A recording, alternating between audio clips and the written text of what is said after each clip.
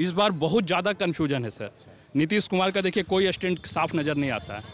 370 पे भी उनका स्टैंड क्या था पहले, कि हम उसको हाथ नहीं लगाएंगे, ये भाजपा का हो सकता है, ये एनडीए का एजेंडा में नहीं है। राम मंदिर इनका एजेंडा है, ये एनडीए का एजेंडा नहीं, ये भाजपा का एजेंडा है। जब वक्त आता है तो सर आप बाइकाट कर देते। तो सुप्रीम कोर्ट से पास हुआ ना, उसमें जेडीयू या कोई भी क्या जेडीयू का राज्यसभा में तो ये है ना। भाई साहब, वो राम मंदिर राज्यसभा कैसे पहुंच गया? वो तो कोर्ट का मसला है ना, कोर्ट से आया कोर्ट का मसला है, दुनिया जानता है सर।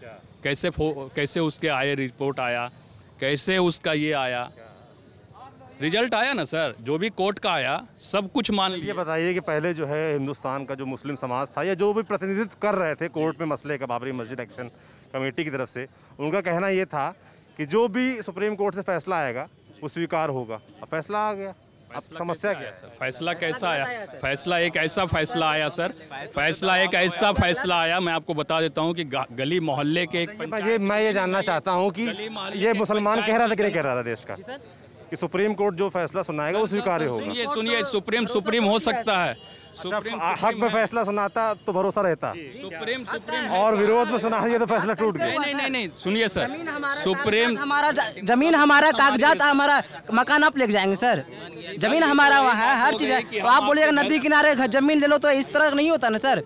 आप रोड पर का, बाईपास पर का जमीन ले, हमको नदी का जमीन दे। नीतीश जी का स्टैंड हमें साफ नहीं रहता है, कंफ्यूज बहुत है सर, बहुत ज्यादा। राम मंदिर के मुद्दे पे बोला कि नीतीश कुमार का स्टैंड क्लियर नहीं था, तो राम मंदिर मसला तो कोर्ट का मसला था, उसमें किसी का स्टैंड क्या है क्या नहीं वो तो बात की बात होगी। कोर्ट जो फैसला सुना रहा है वो सबको एक्सेप्ट करना है, जो भी है। और वैसे ही मुस्लिम समाज पहले ये बात कह रहा था कि भाई जो भी कोर्ट कहेगा वो मान्य होगा, और सुप्रीम कोर्ट ने कह दिया विवाद खत्म होना चाहिए। मेरा नाम मोहम्मद अब्दुल्ला आजम है, प्रदेश सचिव युवा कांग्रेस। कार्यकर्ता आ गए यहाँ पे जी, ठीक है ना। जहाँ तक आपने बात की राम मंदिर की, मैंने नहीं की, इन्होंने भाई साहब ने कहा तो मैंने बढ़ाई उस बात। अच्छा देखिए, राम मंदिर, हम लोग सबसे पहली चीज़ डेमोक्रेसी में है, लोकतंत्र है हिंदुस्तान, और दुनिया का सबसे बड़ा लोकतंत्र हिंदुस्तान को माना जाता है।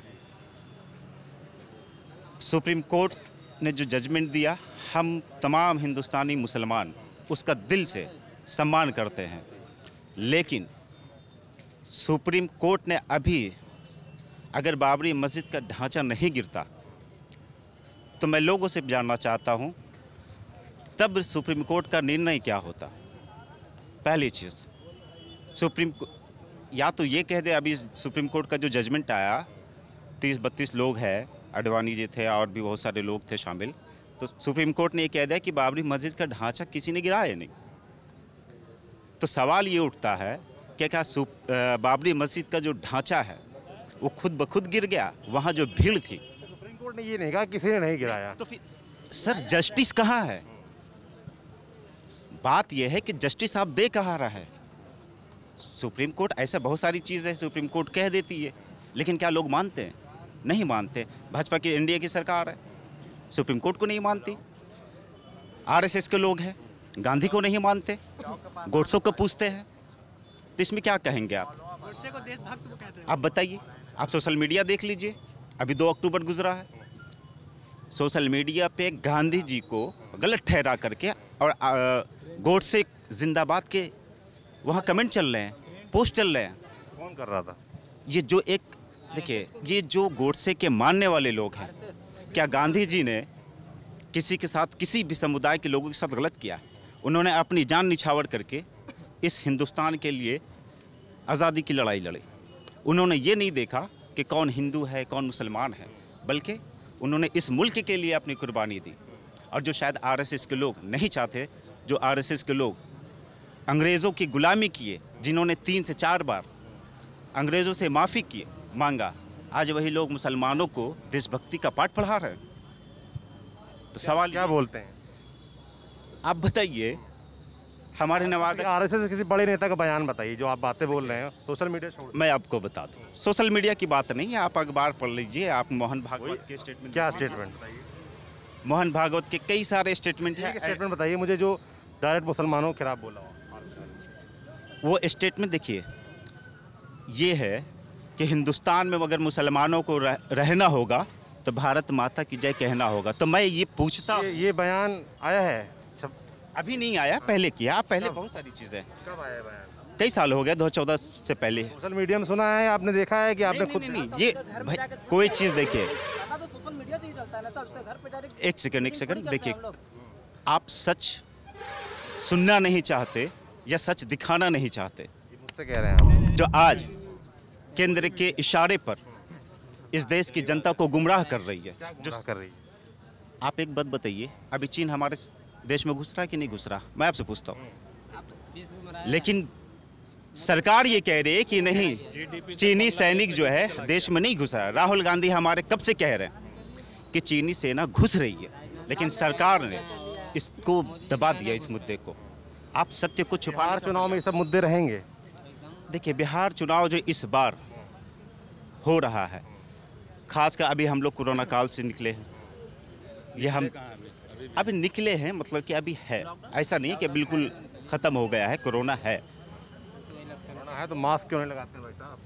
देखिए, मैं अचानक से गुजर रहा था, यहाँ जितने लोग हैं, मास्क मैं हमेशा लेके घूमता, ऐसा नहीं है कि मास्क नहीं घूमना, लगा के घूमना है। मैं अभी just आप तो उतारा नेता हैं, नेता होंगे, आप लगाएंगे तो और लोग भी लगाएंगे। हूँ। मैं अभी जस्ट उतारा हूँ पानी पीने के लिए, ठीक है ना।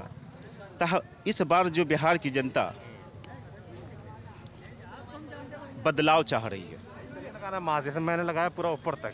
चलिए पता है, यहाँ पे जितने लोग आप पहले से खड़ा करके है, मैंने किसी को नहीं खड़ा किया, मैं खड़ा हुआ, लोग आ गए। आपको क्या लगता है इनको फ़ोन किया, बुलाया है? तो इस बार जो है, मैं देखिए, मैं युवा हूँ और खासकर युवाओं की बात करूँगा। नीतीश कुमार जी हमें ये बताए कि आपने युवाओं को कितने रोज़गार दिए, पहला सवाल। दूसरा सवाल, आपको भी मालूम है कि सीमांचल में, अगर हम बिहार के सीमांचल की बात करें, तो हर साल 2017 में भी बाढ़ आया, नेपाल ने पानी छोड़ दिया, कई घर डूब गए, कई लोग परेशान हो गए, घर से बेघर हो गए। तो अब तक नीतीश कुमार ने उस बाढ़ को रोकने के लिए कि पानी जो है क्षेत्र में नहीं घूमे, गांव में नहीं घुसे, उसके लिए कितने बांध बनाए। हर साल नीतीश कुमार जी हेलीकॉप्टर से आते हैं, देखते हैं, अपना मतलब उनको बस हेलीकॉप्टर से घूमना होता है, ठीक है ना, बस सहानुभूति देना होता है, लेकिन काम जो है 0 सन्नाटा। दूसरी चीज़, मुजफ्फरपुर शेल्टर होम की बात हुई, आपने सुना होगा, कई मासूम बच्चियां, वो देश की बेटियां थी, इस हिंदुस्तान की बेटियां थी, उनके साथ जो दुष्कर्म हो रहे थे वहाँ, तो नीतीश कुमार जी कहाँ थे? सवाल ये है। एक ये भी बनता है कि जो आपके आरजेडी की जहाँ प्रत्याशी हैं, उनके पति देव जो यहाँ विधायक रहे हैं, वो दुष्कर्म में दोषी पाए गए हैं, कोर्ट उनको सजा हुई है। एक सेकंड देखिए, सवाल बड़ा है, उन्हें उठाना। एक सेकंड, सवाल बड़ा आपका दुरुस्त है। आप एक बात बताइए, अगर आपने कोई गलती की है तो क्या हम आपके बेटे को क्रिमिनल मान लें? क्या उस बिहार पे अगर किसी का बाप गुंडा है या कुछ भी है, तो क्या आप उनके बच्चों को पढ़ाएंगे लिखाएंगे नहीं? उनका कोई अधिकार छीन लेंगे क्या? करवाना नेता बनाना अलग चीज है। वल्लभ जी दोषी हैं तो वो सलाखों के पीछे हैं, तो इनमें विभा जी तो कुछ नहीं है ना। विभा यादव को कहाँ ला रहा है? विभा जी के ऊपर आरोप नहीं है ना, आरोप तो वल्लभ जी की था, कोर्ट ने फैसला दिया, वो जेल में है।